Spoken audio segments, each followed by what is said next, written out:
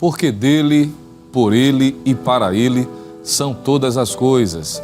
Glória, pois, a ele eternamente. Amém. São com as palavras do apóstolo Paulo, escritas aos Romanos, capítulo 11, versículo 36. Estamos iniciando mais um culto no lar, a sua escola bíblica dominical. E queremos lhe saudar com a paz do Senhor Jesus, dizer da nossa alegria, do nosso prazer de estarmos juntos neste encontro semanal, a Escola Bíblica Dominical, para nos reunirmos através da Rede Brasil de Comunicação, encurtando a distância, nos dando a possibilidade de estarmos juntos. E em nome do nosso pastor, queremos agradecer pela sua audiência, pela sua participação, pela sua interação, tanto pela Rede Brasil, através da TV, como também pelas mídias sociais da nossa igreja, pelo YouTube, Rede Brasil Oficial, e também pelo IEADPE Oficial. Louvar a Deus por sua vida, pela vida da sua família, apesar das dificuldades, das lutas que todos nós temos enfrentado, mais uma semana nós vencemos com a graça de Deus e estamos iniciando neste primeiro culto da semana, Escola Dominical, para adorarmos a Deus e também aprendermos da sua santa e poderosa palavra. Agradecer por todo o cuidado divino, pela sua providência, pela sua paciência para com todos nós, a despeito, como disse o salmista, que muitas são as aflições de justos, mas o Senhor nos tem livrado de todas. E apesar das lutas, nós temos muitos motivos para agradecer. E é com este sentimento de gratidão, de dependência, que nós estaremos neste momento subindo ao trono da graça, buscando ao Senhor em oração, primeiramente para agradecer pelo dom da vida, pela nossa salvação e rogar as suas bênçãos em continuidade sobre cada um de nós. E estaremos orando por você, pela sua família, para que Deus em Cristo continue ajudando cada vez mais. E, antes de qualquer coisa, lhe lembrar de que você pode também estar abençoando vidas através da programação da Rede Brasil, copiando o link deste culto, desta programação e enviando para o seu parente, para o seu familiar, fazendo com que estes também sejam alcançados pela mensagem da Palavra de Deus. Vamos orar? Querido Deus, Pai eterno, em nome de Jesus Cristo, teu Filho, queremos te dar graças, louvar e bendizer o teu nome, pois tu és poderoso, digno de toda honra, toda glória e de todo louvor. Queremos te dar graças pela nossa salvação, pela certeza, Senhor, que o nosso nome está escrito no livro da vida, por meio da graça revelada em Cristo Jesus, pelo privilégio de te servir, pela oportunidade de estarmos em tua presença neste momento, para aprendermos a tua santa palavra, para buscarmos a tua face, pois tudo é para ti e nós louvamos o teu nome, Senhor, pela tua bondade, pelos livramentos, pela tua proteção, apresentando a cada um dos teus filhos que estão conosco, participando desta programação abençoada, através da Rede Brasil de Comunicação. Continua abençoando o nosso querido pastor presidente, pastor Ailton José Alves, sua esposa, a nossa querida irmã Judite, toda a família, ao vice-presidente da igreja, o pastor Samuel de Oliveira, a irmã Saronita, a todos que compõem a diretoria da nossa igreja, a mesa da convenção, cada obreiro, liderança, toda a igreja do Senhor, os de perto, os de longe, aos amados irmãos que acompanham e são advindas de outras denominações, continua abençoando, fortalecendo cada vez mais. Aos ainda não evangélicos, Senhor, como sempre temos ouvido o testemunho de muitos destes que, apesar de não terem feito ainda a decisão, não estão servindo ainda ao Senhor, mas que têm um coração aberto para ouvir a Tua Palavra e acompanham igualmente esta programação. Continua abençoando e seja de bênção mais este programa, mais este culto no lar, a Escola Bíblica Dominical. Tudo isso nós te pedimos e queremos te agradecer em nome de Jesus. Amém. Queridos irmãos, nós já oramos e nesse momento seguiremos adorando ao nome do Senhor Jesus, aproveitando mais uma oportunidade de estarmos também louvando ao Senhor com hinos congregacionais. E o nosso pastor sempre tem convidado para esse momento devocional o presbítero, nosso irmão Jailson Aguiar, e com ele já a oportunidade para estar louvando ao Senhor com os hinos da nossa harpa cristã.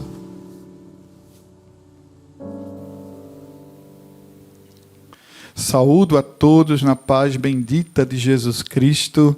Que bênção, que felicidade estarmos aqui.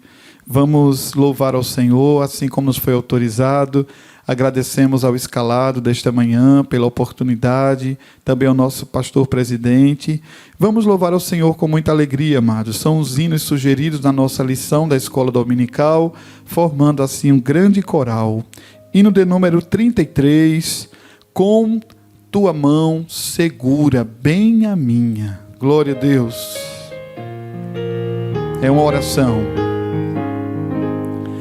Com tua mão segura bem a minha, pois eu tão fraco sou, ó Salvador, que não me atrevo a dar nenhum só passo sem teu amparo, meu Jesus Senhor.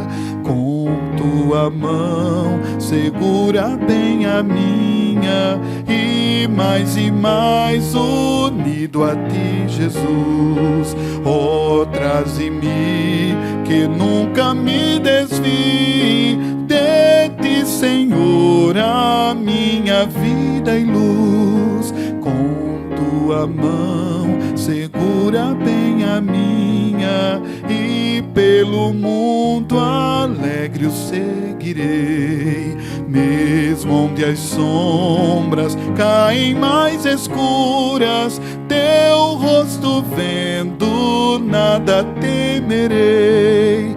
E se chegar à beira deste rio que tu por mim quiseste atravessar, com tua mão segura bem a minha, e sobre a morte eu hei de triunfar. Quando voltares este céu rompendo, segura bem a minha mão, Senhor.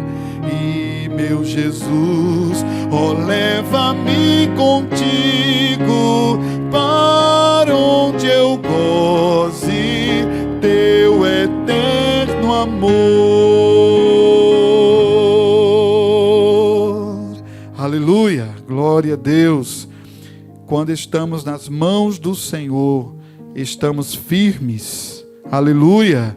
E nessa mesma tendência temática, vamos louvar ao Senhor, continuar louvando ao Senhor. Hino de número 459, as firmes promessas. O nosso Deus não mente, o nosso Deus não envelhece, o nosso Deus não se esquece. Tudo que Ele fala, Ele é fiel e vela pela sua palavra para cumprir. Glória a Deus. De Deus muito firmes são as promessas, mais firme que as montanhas são. Quando o socorro terrestre cessa, os de Deus não falharão. De Deus muito firmes são as promessas, falhando tudo não falharão. Se das estrelas o brilho cessa, mas as promessas brilharão. Se a fé te falta nos teus apertos, nas suas promessas descansa em paz. Quando és tentado, estou bem certo que Cristo auxílio te traz. De Deus muito firmes são as promessas, falhando tudo não falharão. Se das estrelas o brilho cessa, mas as promessas brilharão. Se a febre arde, se extingue a vida e quer a morte te arrebatar, nas suas promessas terás guarida bastante pra te abrigar. De Deus muito firmes são as promessas, falhando tudo não falharão. Se das estrelas o brilho cessa, mas as promessas brilharão. Promessa temos que ao céu de gozo virá levar-nos o Rei Jesus. Então ao crente fiel, corajoso, dará coroa de luz. De Deus muito firme são as promessas, falhando tudo não falharão. Se das estrelas o brilho cessa, mas as promessas brilharão.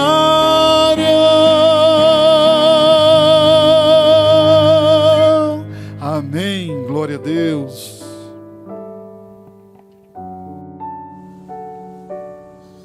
Querido irmão em Cristo Jesus, queremos saudar todos com a paz do Senhor e dizer a você da nossa alegria, da nossa satisfação de no dia do domingo estar aqui na casa de Deus para participar desse culto, dessa escola bíblica dominical, que é um culto que está acontecendo aqui na Rede Brasil, mas que acontece também aí na sua casa de maneira simultânea. E hoje nós iremos estudar uma lição, iremos fazer a apresentação de mais uma lição desse trimestre, esse trimestre que é excelente, que tem o título, né? Não o título da lição, mas o título do trimestre: O Deus que governa o mundo e cuida da família, ensinamentos divinos nos livros de Ruth e de Esther para a nossa geração. Então, querido irmão em Cristo Jesus, vamos estudar hoje a lição de número 2, que vai aparecer agora aí na sua tela, lição número 2, que tem por título O Livro de Ruth. E vamos ver a verdade prática dessa lição, ou seja, o textuário primeiro, depois a verdade prática. O textuário diz o seguinte: e sucedeu que, nos dias em que os juízes julgavam, houve uma fome na terra, pelo que um homem de Belém de Judá saiu a peregrinar nos campos de Moabe, ele e sua família e seus 2 filhos. Ruth capítulo 1 e o versículo número 1. A nossa verdade prática diz o seguinte: servir a Deus não nos isenta de crises. Em qualquer circunstância, o segredo é permanecer fiel, confiando na providência divina. E a nossa leitura bíblica em classe, se você estiver com a sua lição em mãos, abra a sua lição, nos acompanhe nessa leitura que será feita. Mas, professor, estou sem lição. Pega a Bíblia, abre a palavra de Deus, lá no livro de Ruth, a nossa leitura bíblica em classe, que também vai aparecer agora na tela para você nos acompanhar. Ruth capítulo 1 e o versículo de número 1 até o de número 5, acompanhe conosco. Diz assim a palavra de Deus: e sucedeu que, nos dias em que os juízes julgavam, houve uma fome na terra, pelo que um homem de Belém de Judá saiu a peregrinar nos campos de Moabe, ele, sua mulher e seus 2 filhos. E era o nome deste homem Elimeleque, e o nome da sua mulher Noemi, e o nome de seus 2 filhos Malom e Quiliom, efrateus de Belém de Judá. E vieram os campos de Moabe e ficaram ali. E morreu Elimeleque, marido de Noemi, e ficou ela com os seus 2 filhos, os quais tomaram para si mulheres moabitas, e era o nome de uma Ofra, e o nome da outra Ruth, e ficaram ali quase 10 anos. E morreram também ambos, Malom e Quiliom, ficando assim esta mulher desamparada dos seus 2 filhos e de seu marido. Após a leitura bíblica em classe, querido irmão, quero convidá-lo para nós orarmos ao Senhor. Vamos falar com o Pai Celestial, vamos fazer uma oração nesse momento, porque o Espírito Santo de Deus, que irá guiar esse ensino através do seu servo, que irá comentar a lição, venha falar aos nossos corações de maneira muito poderosa e trazer lições para as nossas vidas. Vamos orar ao Senhor? Nos acompanhe nesse momento, nessa oração. Pai eterno, Cristo amado, Senhor da glória, nós estamos diante de Ti, nós queremos Te agradecer, queremos Te louvar pela leitura da Tua santa palavra, a Tua palavra que vivifica, a Tua palavra que dá força, que dá ânimo. Nesse momento vai em cada casa, em cada lar, em cada emprego, aonde os Teus filhos estiverem, que a Tua mão santa, a Tua mão poderosa possa estar sobre ele, sobre esse professor, sobre esse aluno, sobre esse Teu servo que está também em outro país. Usa de misericórdia e nesse momento nos concede, Pai, uma palavra vinda da Tua parte aos nossos corações. Vem nos ensinar, nós somos dependentes de Ti, nós precisamos de Ti. Te pedimos isso e Te rogamos no nome santo e poderoso de Jesus. Amém. Amém. Querido irmão em Cristo Jesus, graças a Deus, já apresentamos a lição, já lemos a palavra de Deus. Daqui a pouquinho vai ter a exposição da palavra do Senhor, será ministrado e Deus vai falar ao teu coração.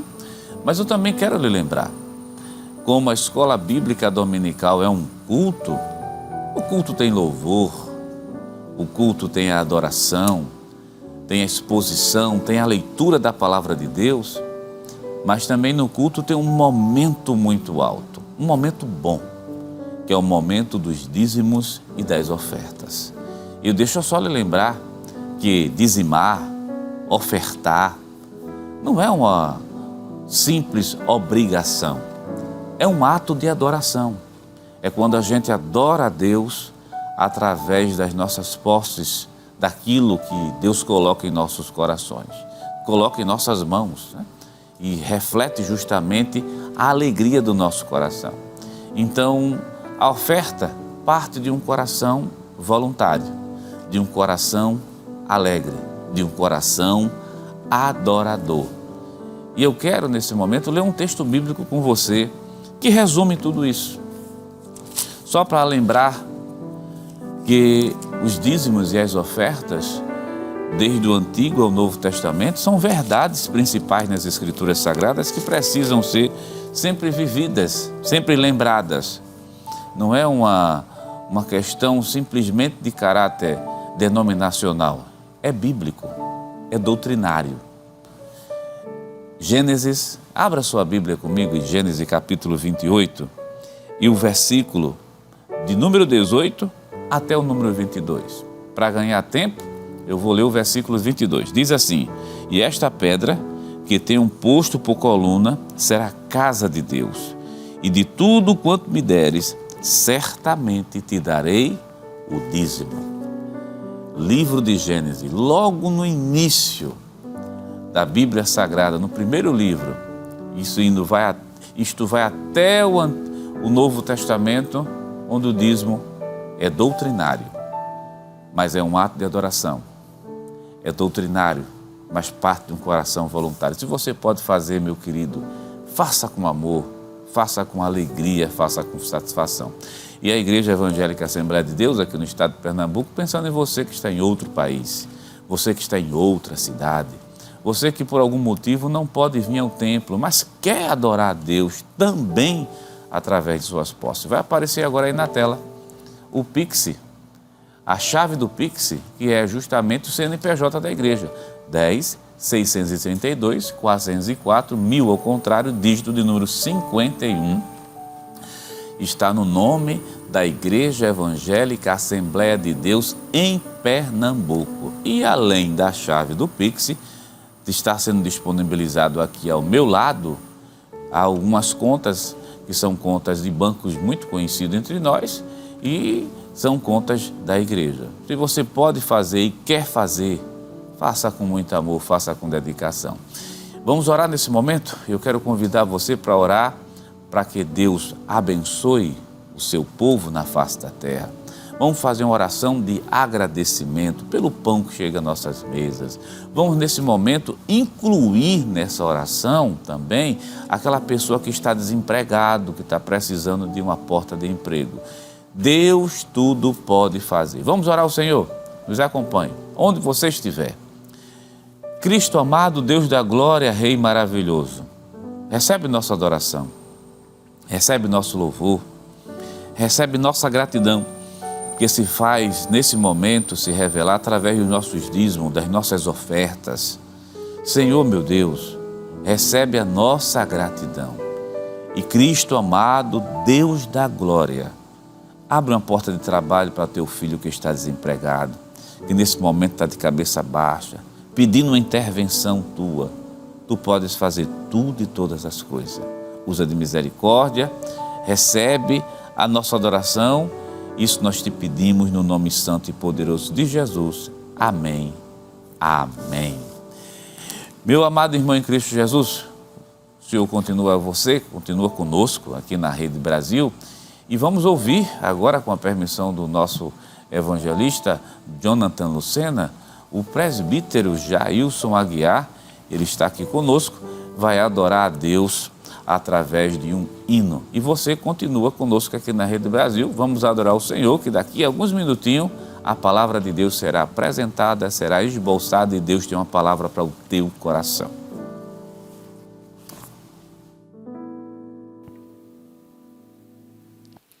Vamos louvar, meus irmãos, hino de número 511, Glorioso Deus.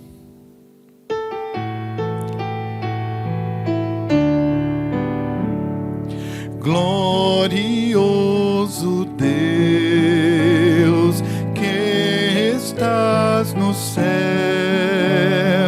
conselheiro é contra o revés, se aqui trevas há, me iluminará. Na tribulação nele os crentes firmados estão. Ó, quão bom é nosso Deus, tudo preparou para os seus, que por ele chegarão, satisfeito a sua mansão, vindo a morte dar golpe no meu lar. Então eu bem sei onde acharei paz que satisfaz, pois Jesus me traz o que me é mistério, o que me possa aqui conter. Ó, quão bom é nosso Deus, tudo preparou para os seus, que por ele chegarão, satisfeitos a sua mansão. Longe do meu lar, sinto eu pesar, mas o bom Jesus dá-me sua luz, e minha alma diz: estás em mim feliz, estou contigo aqui, estarás sim comigo ali. Oh, quão bom é nosso Deus, tudo preparou para os seus, que por ele chegarão, satisfeitos a sua mansão. Peregrino sou, mas eu estarei onde ficarei, sempre consagrei, lá hei de gozar seu amor sem par. Grato cantarei aleluias ao grande Rei. Oh, quão bom é nosso Deus, tudo tudo preparou para os seus, que por ele chegarão, satisfeitos à sua mansão. Amém.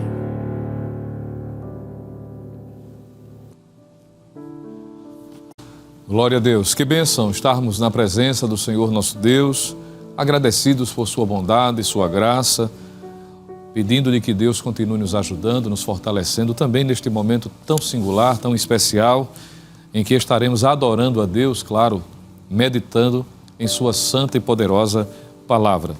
E como foi muito bem apresentada a lição de número 2 que estudaremos hoje, ela traz para nós o que o livro de Ruth representa para todos nós que servimos ao Senhor. A proposta da lição de número 2 é estar mencionando informações, características do livro de Ruth, para que a partir destas informações que são fundamentais, possamos continuar durante estas aulas aprendendo a respeito das lições espirituais aqui mencionadas. Você já deve ter percebido, na lição de número 1, nós tivemos a oportunidade de aprender sobre duas importantes mulheres, que podemos dizer que são protagonistas principais desses dois livros, que a propósito são atribuídos os seus nomes ao título de cada livro. E o comentarista da lição, o pastor Silas Queiroz, ele achou de forma organizada por bem de selecionar as lições de número 2 à lição de número 5, tratando especificamente sobre o livro de Ruth. A lição 1, uma visão panorâmica sobre essas duas personagens, e da lição de número 2 à lição de número 5, estaremos aprendendo sobre o livro de Ruth propriamente dito. Da lição de número 6 à lição de número 13, estaremos estudando sobre o livro de Esther. Então, esta lição de hoje é a lição que inicia propriamente dita, trazendo menções importantíssimas a respeito deste livro. Claro que a nossa intenção nesta participação, neste comentário, não é estar antecipando informações ou atividades práticas que são aprendidas com o que está revelado neste livro, já que terá lições específicas que estarão tratando de forma mais direta. Mas a proposta da lição é fazer uma visão panorâmica a respeito do livro, quanto ao seu conteúdo, quanto à sua autoria, como nós pretendemos fazer seguindo a proposta do próprio comentário.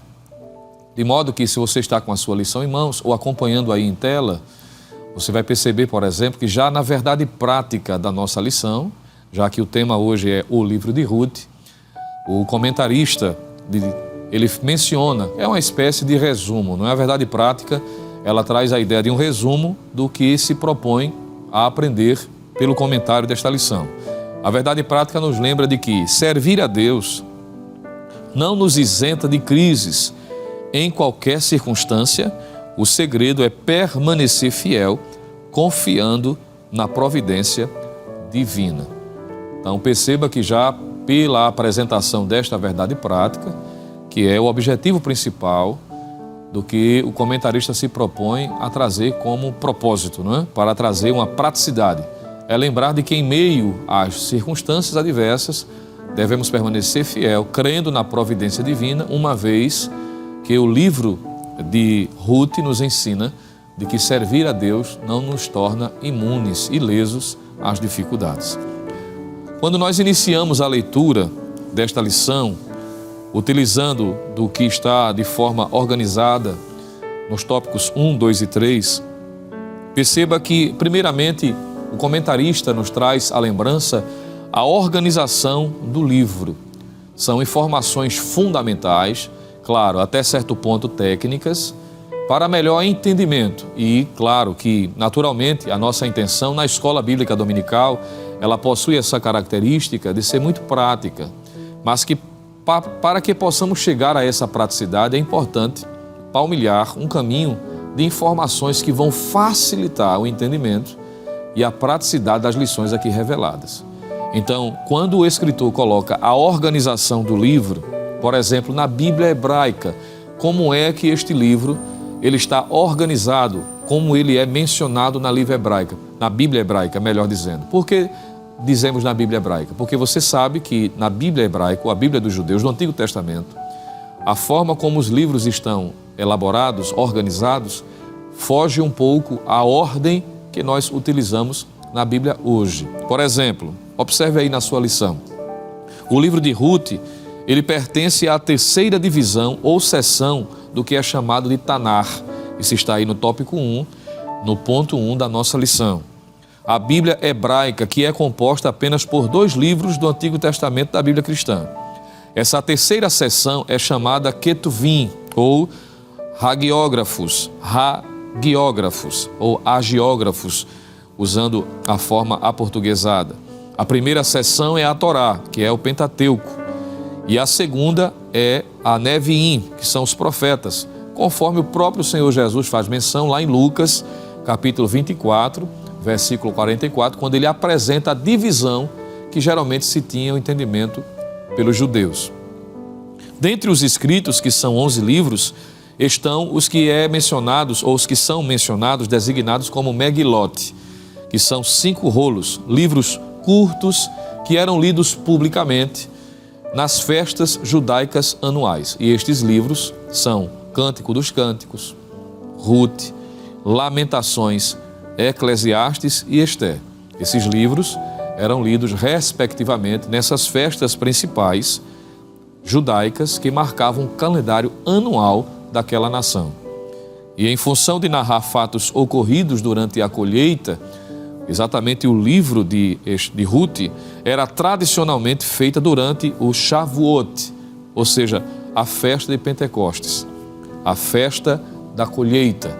Então veja que nesse contexto cultural, este livro é um dos principais, exatamente por pertencer ao calendário judaico, está entrelaçado a este momento tão especial. Então veja que, entendendo já essa característica do livro de Ruth, nós podemos aprender da importância literária que este livro possui. A propósito, quando nós falamos deste livro, o título, cujo nome é o nome da personagem que se destaca, Ruth, significa amizade, que é uma característica verdadeira daquela que deu nome ao livro. Veja que ela faz jus ao significado do seu nome. Veremos aqui a força da amizade, do amor fraternal, como sendo um dos temas propostos neste livro, no livro de Ruth.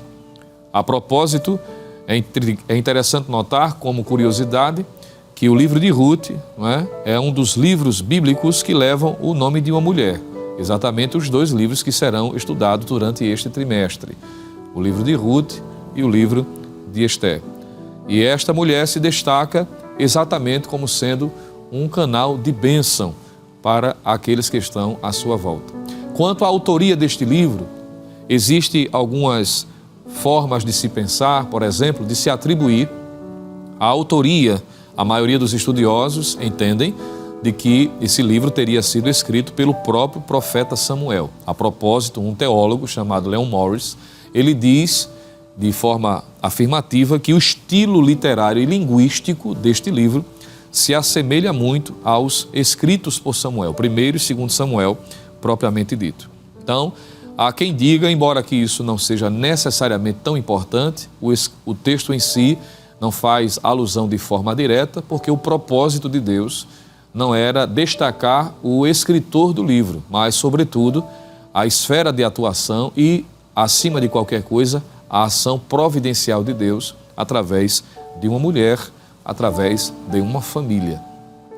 Quando nós analisamos o estilo literário, que é a característica humana, podemos assim dizer, da forma em que Deus inspirou pelo seu Espírito o escritor, nós encontramos, quando lemos, a ideia de que este livro é um estilo literário aproximado a uma prosa. Quando a gente lê de primeira, nós entendemos um estilo narrativo nesse aspecto. Mas há quem afirme de que é originalmente um livro poético, pela forma como ele se comporta, como ele narra esses fatos. O autor chama a atenção aos muitos paralelismos, a ocorrência de muitas frases e palavras poéticas a propósito, tanto nas cenas aqui destacadas, no contexto histórico, adequando-se de forma muito específica ao estilo poético. E as muitas passagens que os eruditos têm considerado como poesia pura, mostra que é muito provável, podemos assim dizer, de forma assertiva, que algumas partes do livro, em alguma época, fossem poesia. Nós percebemos, portanto, essa característica. Isso são informações introdutórias para a gente entender aspectos dessa passagem, desta narrativa deste livro. Quanto ao tema ou temas que são desenvolvidos neste livro, são muitos, variados. Entre os principais, nós já antecipamos, que é fazendo jus ao significado do nome Ruth, que é amizade. E nós vemos de que um dos temas centrais é o amor fraternal de Ruth por Noemi, que a propósito é um quebra de paradigma, podemos assim dizer, uma quebra de um conceito negativo que foi criado, inclusive aqui no Ocidente, ainda algumas pessoas perduram com esse entendimento da hostilidade entre noras e sogras. E sabemos que existem até piadas, anedotas, como nós dizemos aqui no Nordeste, aludindo algumas dificuldades que entendem-se como sendo comuns a essas duas pessoas familiares, a sogra e a nora. No entanto, Ruth, em relação a Noemi, e Noemi em relação a Ruth, faz esse conceito ser desfeito, mostrando a amizade, que é possível sim desfrutar de uma verdadeira amizade entre uma nora e uma sogra ou vice-versa. De modo que o amor fraternal é um dos temas destacados neste livro. Se fôssemos fazer menção, claro, como eu disse, estamos fazendo menção panorâmica, não é? Para ter uma noção geral do que o livro se propõe a passar. E as lições, de forma mais pontual, com seus pormenores, vai trazer esses pontos de forma mais específica. Mas lembrando que além da amizade, do amor fraternal, é mostrado a força e as consequências de determinadas decisões. Tanto decisões positivas como decisões negativas. Isso vai ser demonstrado também neste livro, não é? Que as pessoas são livres para tomar determinadas decisões, mas entendendo de que estas decisões têm consequências. E algumas delas de forma irremediável. Esse livro vai tratar também a esse respeito. Se fôssemos ainda mencionar um outro tema, nós diríamos que é o tema da graça divina. Isso mesmo. Além do amor fraternal, além dessa consequência que decisões podem trazer, tanto positivas como negativas, nós analisaremos também que o livro nos propõe a mencionar, sobretudo, a graça divina agindo, restaurando, trazendo à tona um projeto superior, um projeto maravilhoso de Deus através de uma mulher que, diga-se de passagem, até então, alheia à realidade da promessa, no que diz respeito à promessa messiânica, que Deus havia direcionado através dos descendentes, ou do descendente especificamente de Abraão, e esta mulher, até então, ela está longe desta realidade. Mas a graça de Deus lhe alcança e inclui esta mulher a um projeto superior que nem ela, por certo, imaginava. Observe, portanto, que a graça de Deus também é vista no Antigo Testamento. Isso é importante, não é? Porque há pessoas que acham que a graça de Deus só vai se revelar no Novo Testamento. Às vezes utilizam até aquela expressão de João, que a graça veio por meio de Cristo. Mas, entenda, a graça veio por meio de Cristo no sentido pleno, no sentido físico da palavra. Ele se materializou. A graça de Deus se há manifestado, diz o apóstolo Paulo, trazendo salvação a todos os homens. Mas a graça de Deus sempre foi vista desde o Antigo Testamento. E o livro de Ruth vai ressaltar esse aspecto do ser divino, da sua graça alcançar, por exemplo, uma mulher, como já dissemos, que do ponto de vista humano não tinha nada a ver com aquilo que Deus havia dito inicialmente a Abraão, embora que a promessa dada a Abraão também faria com que todas as nações fossem abençoadas. Mas observe que do ponto de vista humano, talvez Ruth seria a pessoa menos provável de você e eu, por exemplo, escolher para ingressar num projeto tão maravilhoso, fazer parte da família, da descendência do Messias. Que coisa maravilhosa. Parente direto à família de Davi, de onde vem o Messias. Veja, se isso não é graça, à luz das Escrituras, graça é um favor imerecido. É Deus nos dar o que a gente não merece. E esta mulher é também uma evidência, ou este livro de Ruth aponta para esta graça.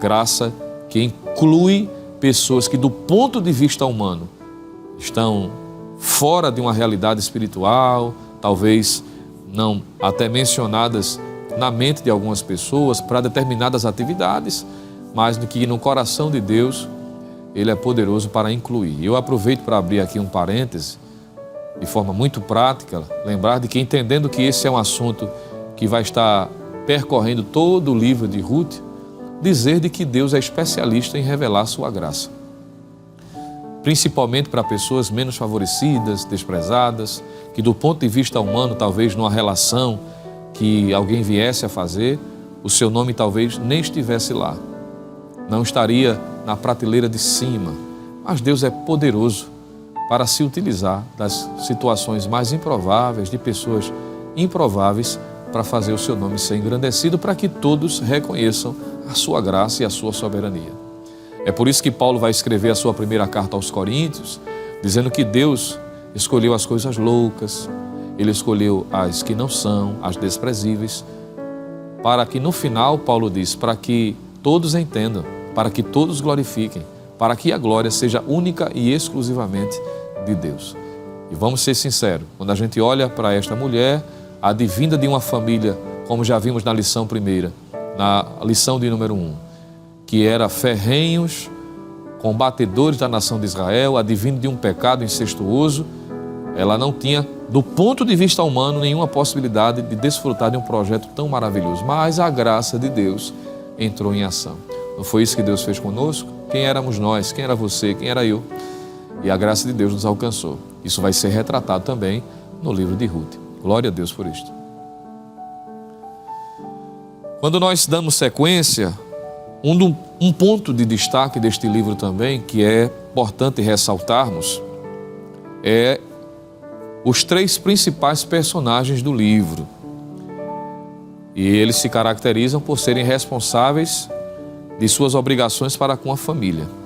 Ruth, por exemplo, ela se posiciona como alguém que não se esquece de seus deveres para com a sua sogra, consequentemente para com Elimeleque. Noemi procura um casamento que preserve o nome do esposo falecido, enquanto Boaz casa-se com a Moabita a fim de suscitar descendência àquele que morrera. Veja que Deus age como consequência de alguém que se posicionou para benefício da sua casa. Isso é um ponto também a ser considerado. O livro estabelece as obrigações piedosas dentro de uma família, o cuidado, os deveres, os papéis sendo definidos e a importância da mulher quando ela se posiciona do ponto de vista bíblico. Como a palavra de Deus nos revela, nós encontramos aqui lições também preciosas. Na Bíblia cristã, este livro, como diz aí na sua lição, tópico 1, o ponto de número 2, enquanto a Bíblia hebraica está dividida em 3 seções, Pentateuco, Profetas e Escritos, a Bíblia cristã é composta de 4, Pentateuco, Poéticos, Históricos e Proféticos. Ruth está categorizado como um livro histórico, por seu evidente gênero narrativo, mas é identificado também por sua extraordinária beleza poética, empregando estilo e linguagem próprios do hebraico clássico. O autor expõe aspectos subjetivos da vida dos personagens. Quanto à autoria e data, nós já mencionamos de alguma forma sobre a data. O livro teria sido muito provavelmente escrito no século X ou no século X antes de Cristo.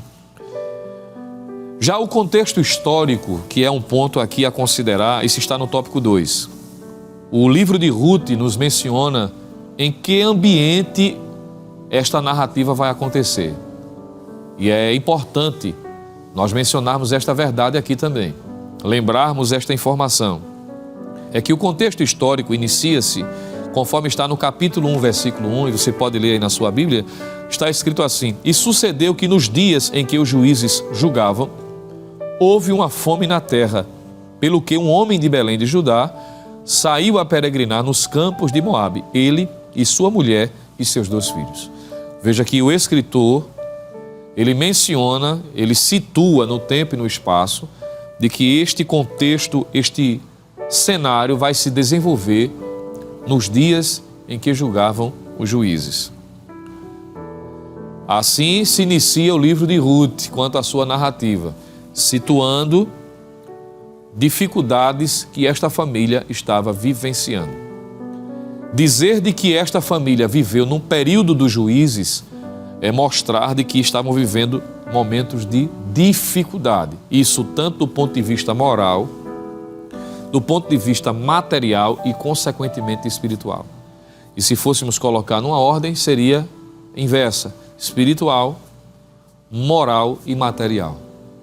Porque nesse livro de Juízes, por exemplo, nós vamos encontrar aquela expressão que é conhecida de todos e é rotineira ser vista nas passagens deste livro, em que cada um fazia o que parecia bom aos seus próprios olhos. Então veja que havia um relativismo moral, em que as pessoas não tinham paradigma, uma referência. Eles tiraram os olhos de Deus e da sua palavra, a sua vontade revelada até então, para cada um fazer de acordo com o que se pensava, se imaginava. Isso mostra o relativismo, isso mostra o hedonismo, que seria a intenção de satisfazer a sua vontade, a vontade humana, em detrimento à vontade de Deus, aos prazeres terrenos, transitórios, passageiros. E isso mostra uma instabilidade espiritual. Esses comportamentos, essas práticas pecaminosas são decorrentes da crise espiritual. A apostasia, por exemplo, que é o desvio consciente da vontade de Deus, dando as costas para o Senhor, é o que mais predomina nesse ambiente. E muito provavelmente podemos assim empreender de que esta fome que veio nesse período e que atingiu a família de Elimeleque, exatamente se dá por conta da desobediência, em razão de momentos em que a nação, o povo de Israel, havia dado mais uma vez as costas para Deus, adorando os ídolos e vivendo de forma desregrada. E como nós analisamos ao lermos o livro de Juízes, nós vamos perceber de que, em decorrência da pecaminosidade, Deus pune, Deus julga, Deus entra com juízo. Exatamente isso. Paulo vai dizer ao escrever aos Romanos que nós devemos considerar a bondade e a severidade de Deus. Então, por isso que Paulo também vai dizer, escrevendo a sua carta aos Gálatas, que Deus não se deixa escarnecer. De Deus ninguém zomba, ninguém ridiculariza e fica impune, fica ileso. Haverá cobrança, haverá prestação de contas. E entender de que esta família está enfrentando dias de crises no ponto de vista material, com ausência, com escassez de alimento, em Belém, na casa de pão, como é o significado do nome, é porque pessoas estavam vivendo uma vida pecaminosa e Deus estava punindo, como Deus já havia prometido. Para quem gosta de anotar e se debruçar no conhecimento das Escrituras, você pode estar lendo posteriormente Deuteronômio, capítulo 28, dos versículos de número 15 ao 68. E você vai perceber nessa passagem que Deus é sério em dizer de que para quem obedece, claro, isso vai trazer a bênção de Deus. Mas para quem desobedece haverá punição. Por isso que Paulo também diz que aquilo que o homem semear, isso também ceifará. Então o cenário é caótico, cenário de crise, de instabilidade espiritual, de apostasia, de imoralidade, em que as pessoas estão tendo crises de referência, não estão querendo viver comprometidos com Deus, e isso de forma constante. Então, esta informação histórica é importante para que a gente possa entender o drama, o pano de fundo histórico que envolve esta família. Como está na lição, você pode estar acompanhando no tópico de número 2, o ponto 1 nos lembra que a história se dá no tempo dos juízes. E o ponto de número 2, que de alguma forma já mencionamos, e que este período foi marcado pelo secularismo, hedonismo e idolatria. No ponto de número 3, é a consequência direta destas atitudes pecaminosas, em que é marcado pela opressão, pelo clamor e livramento, e isso acontecendo de forma reiterada. E quando nós analisamos esta passagem, este ponto, é importante destacar de que quando Deus via essa apostasia, esse comportamento divorciado da vontade dele, ele trazia punição. E é exatamente dentro deste cenário que está a família de Elimeleque. E em razão disso, se justifica, por exemplo, o posicionamento que ele dá ou que ele demonstra quando diz o verso de número 2 do capítulo 1 do livro de Ruth. Você pode estar acompanhando aí. E era o nome deste homem Elimeleque, o nome de sua mulher Noemi e os nomes de seus 2 filhos Malom e Quilion, efrateus de Belém, de Judá. E vieram aos campos de Moabe e ficaram ali. Veja que em razão da tentativa de fugir daquela crise material, que muito provavelmente se dava pela desobediência generalizada da nação de Israel, esta família, este homem, Elimeleque, ele se posiciona como pai, como dono de casa, como marido, preocupado com o bem-estar de seus filhos. Entre os belemitas, este homem é destacado nominalmente e o seu nome significa Deus é Rei, ou o Senhor reina, não é? O nome dele era uma declaração de fé, Deus é Rei, está no governo. E o que é rei estava exercendo também o seu domínio, a sua soberania. E Elimeleque sabia disto. No entanto, esse homem que era casado com uma mulher chamada Noemi, que a propósito, seu nome significa agradável, com ela teve 2 filhos, como a própria passagem que lemos nos lembra, Malom, que quer dizer doentio, e Quilion, que quer dizer defiante. E os nomes dos filhos podem revelar que ambos tinham a saúde debilitada. Então, situando aqui, fazendo uma recapitulação, veja, nós estamos tratando de uma família que, apesar da sua declaração de fé, do seu testemunho, o que se empreende desta passagem, pessoas que até então demonstravam certo temor a Deus, e vamos ver isso, podemos asseverar isso, porque Ruth, por exemplo, e Orfa, ela vai estar sendo alcançada pelo testemunho desta família. Então se percebe que, embora haja fragilidades, era uma família que até então, até que se prove o contrário, biblicamente falando, eram pessoas que demonstravam uma certa piedade. E estas pessoas que tinham um certo vínculo piedoso com Deus, na tentativa de fugir dos problemas externos, eles enfrentavam também problemas internos. Porque, veja bem, é uma família provada, porque estão passando por momentos de escassez material e dentro da sua própria residência, Elimeleque está enfrentando problemas, já que, considerando o significado dos nomes de seus filhos, o que vocês sabem, naturalmente, todos nós sabemos, de que quando analisamos a tradição judaica, quando se dava um nome a uma criança, existia em mente alguns propósitos da declaração da sua fé, por exemplo, o que possivelmente foi o propósito dos pais de Elimeleque ao colocar este nome, Deus é Rei, ou Deus é meu Rei.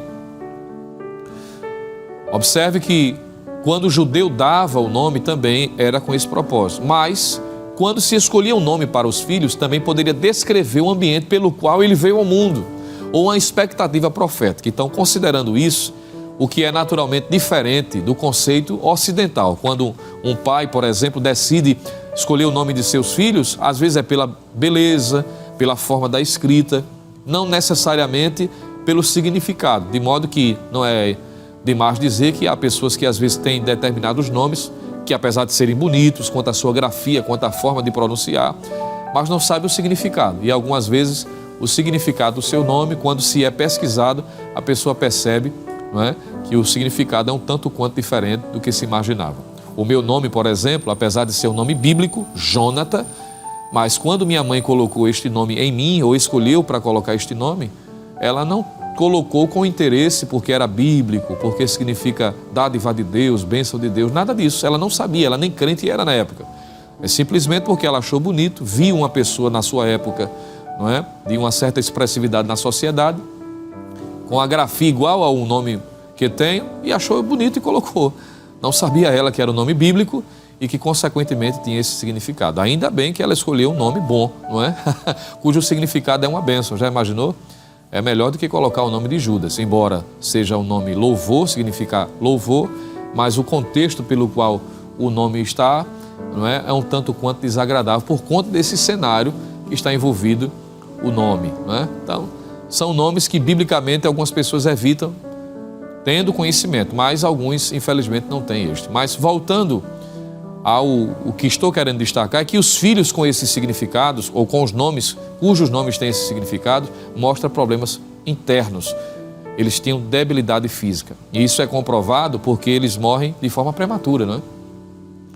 Eles morrem à flor da idade, podemos assim dizer, nem deixando filhos a propósito.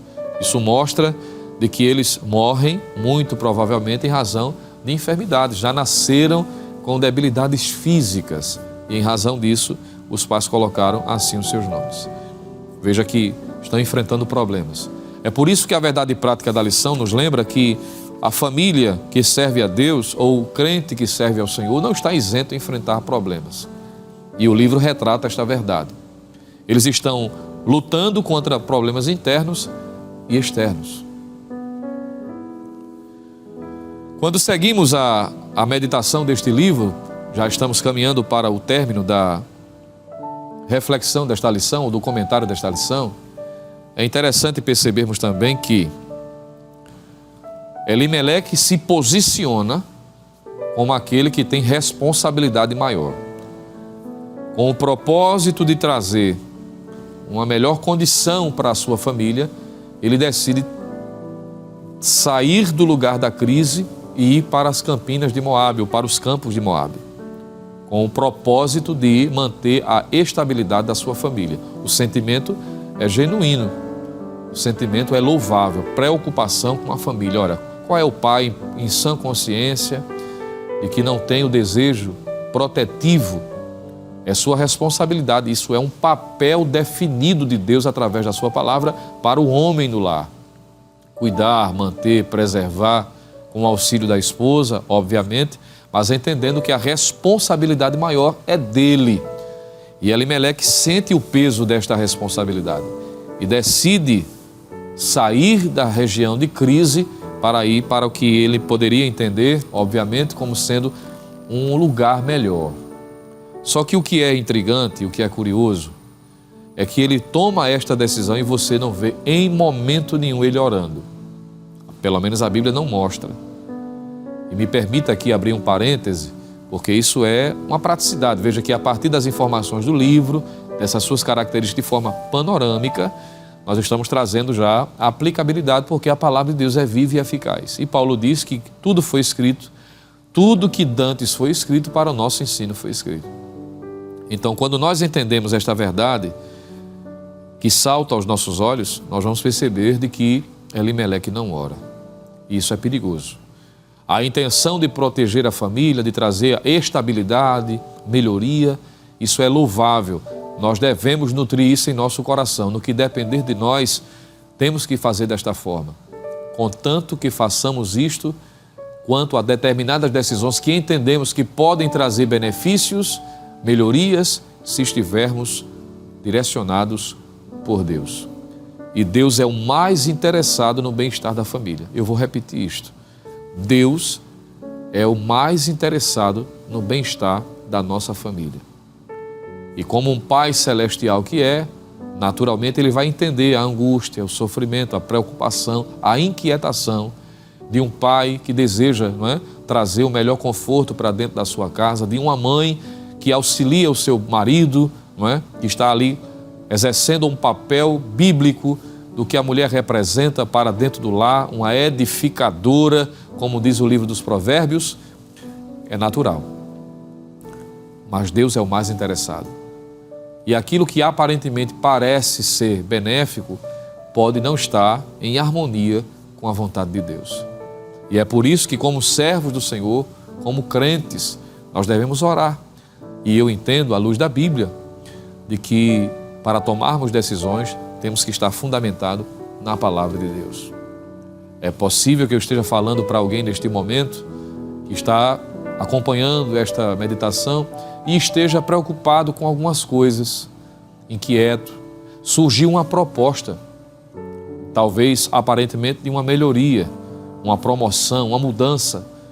Que bênção, contanto que seja direcionado por Deus. A Bíblia diz que a bênção do Senhor é quem enriquece e com ela Ele não acrescenta dores. Significa dizer que a bênção de Deus, ela não vai produzir dores para alguém. Não se pode, é uma contradição de termos. Bênção é bênção e principalmente a vinda de Deus. E a experiência vivida por Elimeleque e sua família, isso mostra também a importância de se orar, de se buscar a Deus. É prejudicial quando alguém decide sem buscar a orientação divina.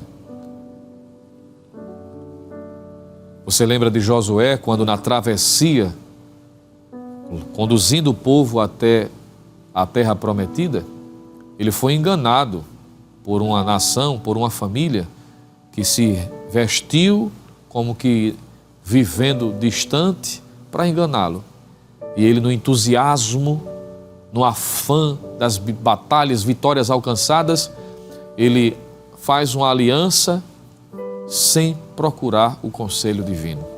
E mais na frente ele vai entender de que precipitou-se, de que confiou em quem não devia, de que tomou uma decisão em desacordo à vontade de Deus e ficou preso pela sua própria palavra, esperando de que Deus usasse de misericórdia para com eles.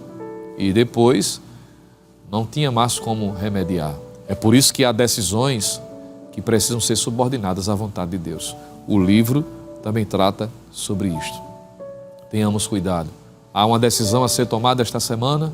Já orou? Já submeteu aos critérios divinos? Já procurou o conselho?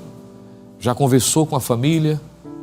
Procurou a liderança espiritual, o seu responsável da congregação, o seu coordenador, o obreiro que está ali, na confiança do pastor presidente para estar lhe auxiliando?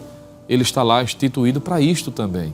Um conselho de alguém mais experiente, que pode dar um conselho à luz da Bíblia, à luz da palavra do Senhor, que é a revelação máxima de Deus. É a nossa regra de fé e prática. Quando nós nos submetemos a ela, evitaremos que a nossa família enfrente problemas que deveriam ser evitados. É um conselho prático, à luz da Bíblia, para todos nós. Dando sequência, queridos, nós entendemos de que as crises na família de Elimeleque é o retrato da realidade que qualquer família pode enfrentar. Mas ainda bem que o texto não termina aqui, porque já imaginou? Há todo um ambiente dramático. Se o texto parasse aqui, poderíamos dizer, é uma história triste, lamentável, de alguém que enfrentou perdas, momentos de dificuldades, mas que não desfrutou do melhor de Deus. Mas Deus vai aparecer na cena, na história, e Deus nunca perde o controle. É por isso que o tópico 3 da nossa lição, quanto ao propósito e mensagem a respeito do livro, nos traz a seguinte informação. Veja aí, tópico 3, o ponto 1 diz o seguinte: o cetro de Judá. Vários propósitos são atribuídos ao livro de Ruth. O principal e mais evidente deles é apresentar Davi como descendente de Judá, a tribo real da qual viria o Messias, o leão da tribo de Judá, a raiz de Davi.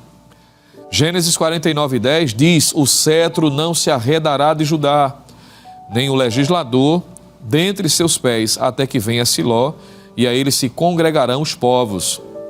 Embora Rúben fosse o primogênito de Jacó, seu ato de desonra ao leito do pai, deitando-se com sua concubina, fez com que perdesse a primogênita, ou a primogenitura, melhor dizendo, a posição de liderança. Estão aí os textos aparecendo na sua tela. A promessa feita a Abraão seguia agora pela descendência de Judá, sendo Samuel o autor do livro de Ruth, pelo que se empreende, o propósito de registrar a genealogia de Davi ganha ainda mais sentido, já que naquele tempo o rei de Israel era Saul, um benjamita. A ancestralidade de Davi o legitimava para o trono. É um tema central destacado aqui. É a grandiosidade de Deus em controlar, em guiar a história, mostrando que a sua promessa está sendo conduzida. Deus não perde o governo, Deus não perde o controle. Deus é tremendo. No ponto de número 2, veja onde tem amor e redenção. O comentarista traz esse destaque. A mensagem principal de Ruth é o amor de Deus e seu plano de redenção da humanidade. Como representantes de judeus e gentios, respectivamente, Boaz e Ruth prenunciam a derrubada da parede de separação, o que lá em Efésios 2, versículos 11 a 16, Paulo trata com muita maestria. A redenção é vista no livro nos sentidos literais e tipológicos. Boaz é o parente remidor que preservou a descendência de Elimeleque, mas é também um tipo de Cristo, nosso Redentor. Fidelidade e altruísmo, isso está no ponto 3 do tópico 3. O livro de Ruth abre uma janela que nos permite ver que nem tudo eram trevas nos dias dos juízes. Havia um remanescente fiel que temia a Deus e foi usado por ele para cumprir seus propósitos. Em um mundo de crescente iniquidade, o justo vive pela fé. Outra eloquente mensagem do livro é o valor do altruísmo em que predominava o egoísmo. Nos dias dos juízes, a maioria vivia segundo seus próprios padrões e interesses, conforme Juízes 21 e 25.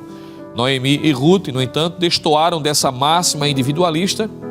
Sogra e nora não pensavam em si mesmas.